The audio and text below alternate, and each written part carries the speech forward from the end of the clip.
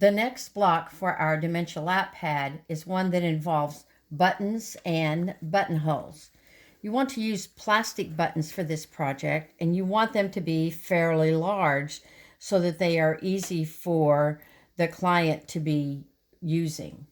The supplies you need are 2 buttons that are at least 1 inch, and I prefer to have 2 holes in my buttons rather than 4. 4 holes in the button make it crimp on the buttonhole, so we're just going to use 2 hole buttons. You will need a 7-inch square. You will need 2 pieces of placket fabrics that are 9.5 by 6. And you will need 2 pieces of Pellon SF101 that are cut 9 by 5. It's called SF101 because on a single side it is fusible. So when you press this down to your placket fabrics, make sure you center it, spritz it, or use the steam setting on your iron to press it in place. When those are done, it will look like this, so that the SF101 is completely secured to both sides. We are going to fold this in half along the long edge, and using a 1/2-inch seam, we are going to stitch both sides, making sure you back stitch at both ends for these seams.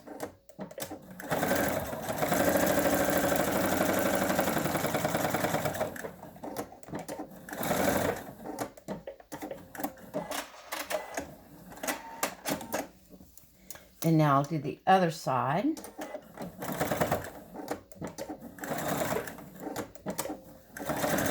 Back stitching on both ends.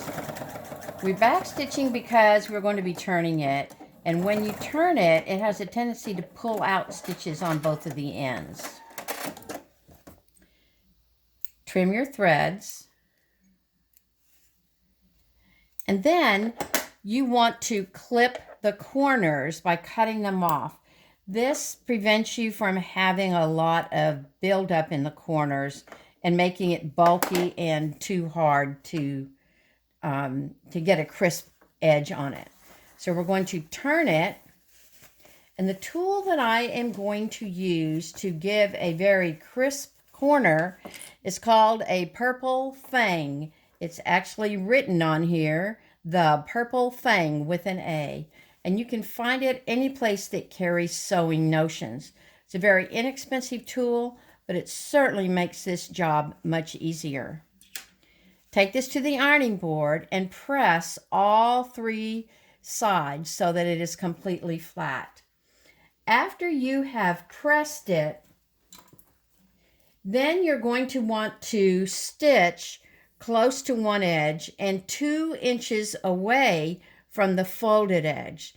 So I actually measured mine, and I used a marker that is made for fabric that will iron away.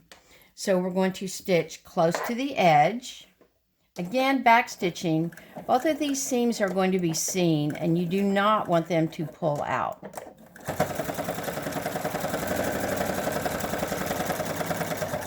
So back stitch at the end of it. Trim my thread, and then I'm going to stitch directly on the 2-inch mark that I drew. Back stitch, and stitch all the way down and back stitch again.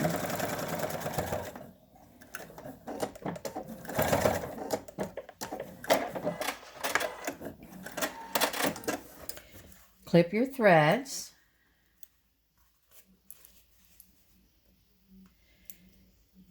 And now you are ready to get prepared for your buttonholes. For the buttons I am using, I have found that if I measure 1.5 inches from the bottom and eyeball the center, that's a good center place for one of the buttons. Do the same thing on the other side, 1.5 inches. Now you get to make a choice. Do you want your buttonholes to be horizontal or vertical? Because these are large buttons, I have found that if I put my buttonholes this way, that they tend to run into each other. So I prefer to have them going this way. I like to have them going horizontal. I'm not going to show you how to do a buttonhole. Every machine is different. If you don't feel comfortable making a buttonhole, take dinner to a friend and ask them to make the buttonholes for you. Or you can sit down with your machine and your book and you can practice making those buttonholes.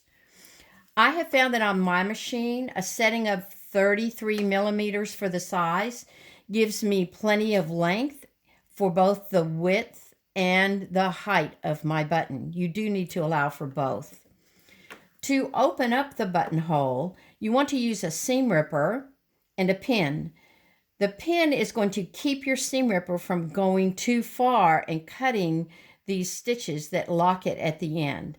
So you can begin in the bottom or you can begin in the middle and carefully use your seam ripper going right down the middle and let that pin do its work so that you don't cut it too far.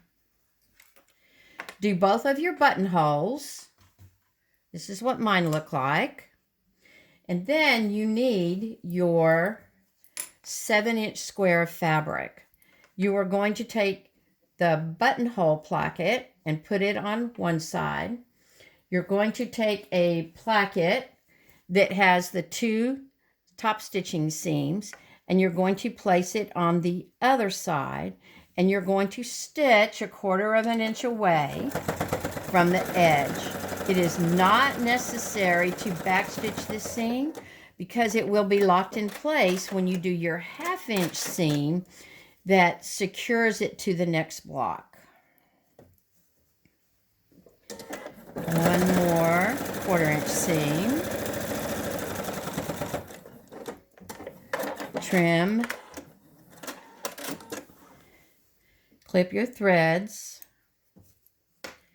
back and front. I have some more clipping to do, but this is enough to show you that once you have your buttonholes in place and your button placket, the measurements that I had given you are going to give you a little bit of leeway, and that's a good thing. You want to take your marking pen or a pencil and go right down through the middle and make a mark on the button placket. That's where you are going to be sewing your 2 buttons. I would recommend that you use a buttonhole twist because it's heavier, or for sure use a double strand of thread to sew your buttons in place. Make sure that you sew them twice as much as you normally would because you want to make sure that they don't come out. It's a sure thing that if your buttons come off while they're being used at a facility, no one there is going to have time to find that button and to sew it in place. So make sure you sew it in securely the first time so that they are less likely to come apart. And that's how you make a button block for the Dementia lap pad.